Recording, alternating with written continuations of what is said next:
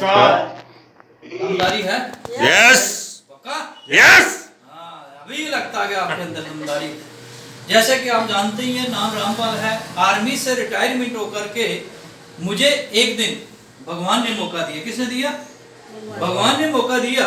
तो बोलते हैं कि भगवान तो धरती पे नहीं आएंगे, लेकिन किसी इंसान के माध्यम से जब ये मुझे मौका मिला और मैंने इस मौके का फायदा उठाया।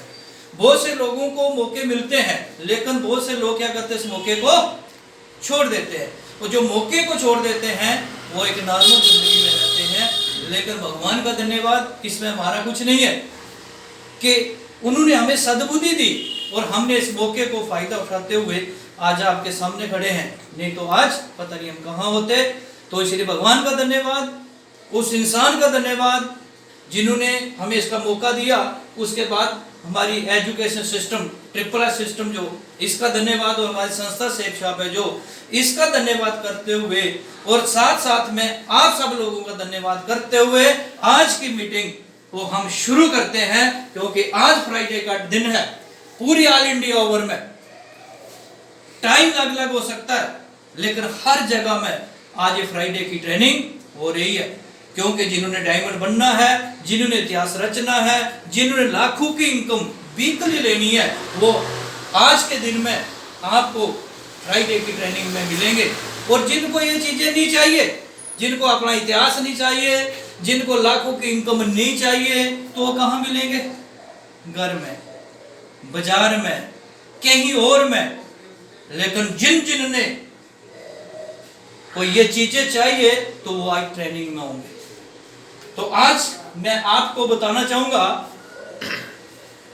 कि मैंने एक बुक पढ़ी थी, उसमें लिखा हुआ था कि जो पत्थर हथौड़े और छेनी की चोट को अपना दर्द समझता है, वो कभी मूर्ति नहीं बन सकता है। क्या नहीं बन सकता है? मूर्ति नहीं बन सकता। मूर्ति नहीं बन सकता है। और जिस जमीन में हल चलती है, वो जमीन अगर उस हल को पीड़ा समझती है, और वो कभी फसल तैयार नहीं कर सकती है। क्या नहीं कर सकती है? फसल तैयार नहीं कर। लेकिन यहाँ आना भी एक दर्द है। क्या है? फ्राइडे की ट्रेनिंग में आना भी क्या है? धूप में, गर्मी में आना क्या है? भाई जो दर्द नहीं सहन करेगा तो इतिहास रचेगा क्या? आप सोच के देखो, वो पत्थर थोड़े और छेनी की चोट से जो दर्द नहीं सहन करते तो क्या हो जाते हैं? वो टूट जाते हैं।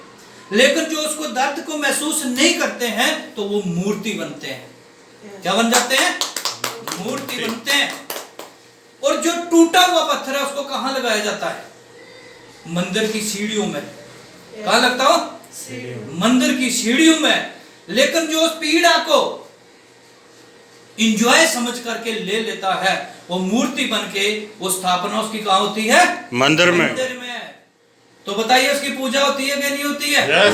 कई प्रकार के भोग लगते हैं कि नहीं लगते हैं? लेकिन कब तक? जब तक दुनिया चलेगी तब तक। क्या है कि जब तक दुनिया चलेगी तब तक उसकी पूजा होगी उस मूर्ति की। लेकिन जिसने पीड़ा को सहन नहीं किया, वो टूट गया, तो वो सीढ़ी बना। और जब तक दुनिया चलेगी ना, तब तक उसको क्या?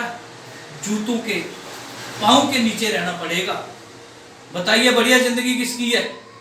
मंदिर में पत्थर स्थापित जो हुआ। सही है। तो जो लोग इस चीज को पीड़ा समझ करके घर में बैठ जाते हैं,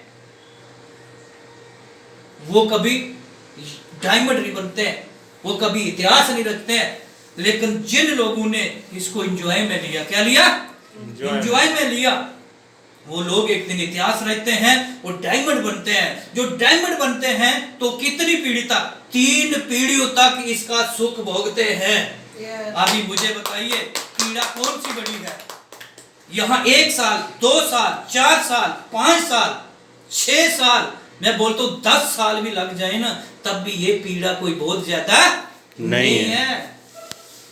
सही बात है। क्योंकि 3 पीढ़ियों का सुख चाहिए।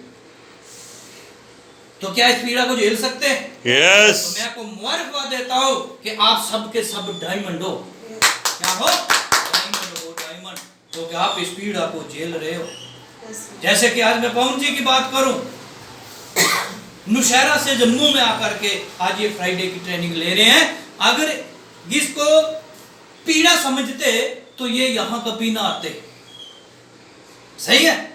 तो बताइए, क्या इनको कोई सफल होने से दुनिया की ताकत रोक सकती है क्या? नो। ऐसे इंसान को भगवान भी नहीं रोक सकते हैं। तो इसीलिए हमेशा हमें इन चीजों का ध्यान देना है कि हमने छोटे मोटे काम को शुरू नहीं किया है। क्या नहीं किया है? छोटा मोटा काम नहीं है। अभी अभी बात चल रही थी, किसी मैं लीडर से बात कर रहा था, उनका एक क्वेश्चन निकल के आया। अगर आप बोलो तो मैं आपको बता दूं। बताना चाहिए कि रहने देना चाहिए? बताना चाहिए।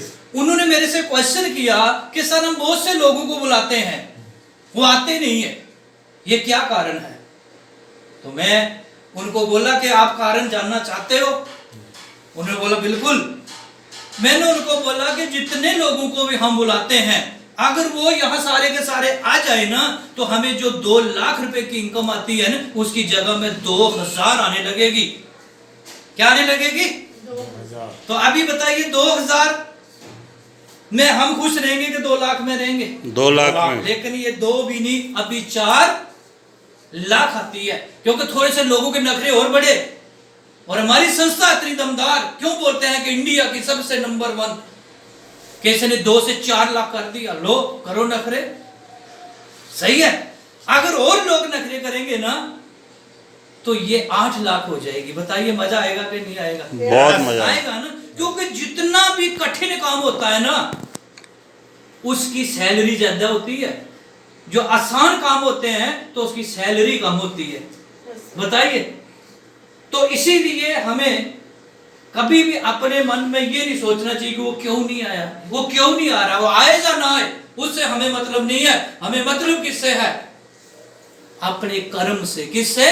कर्म। अपना कर्म करो और फल की इच्छा मत रखो, क्योंकि फल देना भगवान का काम है। लेकिन अगर हमने अपना कर्म ही ना किया ना, तो फिर हमें फल मिलने वाला नहीं है। तो बताइए, कर्म करना चाहिए? यस। पक्का? यस। तो बधाई हो, वो मौका हमें मिल चुका है कर्म करने का, ईमानदारी से कर्म करने का। किससे? ईमानदारी। यहां चाह करके भी कोई बेईमानी नहीं कर सकता है जी। कोई चाहे कि मैं बेईमानी करूं, वो नहीं कर सकता, क्योंकि सिस्टम ऐसा बना दिया गया है कि जो बेईमानी करेगा वो साइड। जैसे छन्नी देखी है, छन्नी कचरे को बाहर फेंकती है कि नहीं फेंकती है? यस। इसी प्रकार ये सिस्टम बनाया गया है। जो बंदा यहाँ करके कोई भी किसी भी किस्म की बेईमानी करता है, ये सिस्टम उसको कचरे की तरफ बाहर फेंक देता है। तो हम ऐसे सुरक्षित जगह पे हैं कि यहाँ चाह करके भी हम बुरा कर्म नहीं कर सकते। उस जगह पे हैं हम उन लोगों के बीच में हैं जो कि अच्छी सोच रखने वाले, जो कि 2 से 4 लाख रुपया वीकली इनकम लेने वाले हैं, क्योंकि सलाह मैटर करती है। क्या करती है? सलाह मैटर। जैसे आपने देखा होगा महाभारत में दुर्योधन के पास सब कुछ था कि नहीं था? हर चीज थी, लेकिन उसकी सलाह देने वाला जो उसका मेंटर था ना, वो सही नहीं था, तो इसीलिए उसके पास कुछ नहीं बचा। लेकिन पांडवों के पास कुछ नहीं था। उनके पास था क्या? उस टाइम खाली थे वो, लेकिन उनके मेंटर सही थे, उन्होंने सही सलाह दी, इसीलिए आज उनका इतिहास है कि नहीं है? Yes. आज उनका नाम है कि नहीं है? यस। सही है नहीं? तो ये चीजें हो जाती हैं कि हम उन सुरक्षित हाथों में हैं कि यहाँ की हमें सलाह है ना, जो बहुत बढ़िया मिलती है। हमारे मेंटर हैं जो एक बढ़िया सलाह देते हैं, जिसकी वजह से एक आम आदमी भी यहाँ इतिहास रच सकता है। नहीं तो इतिहास रचना कोई आसान बात नहीं है। सही है? तो हम उन हाथों में हैं। तो चलिए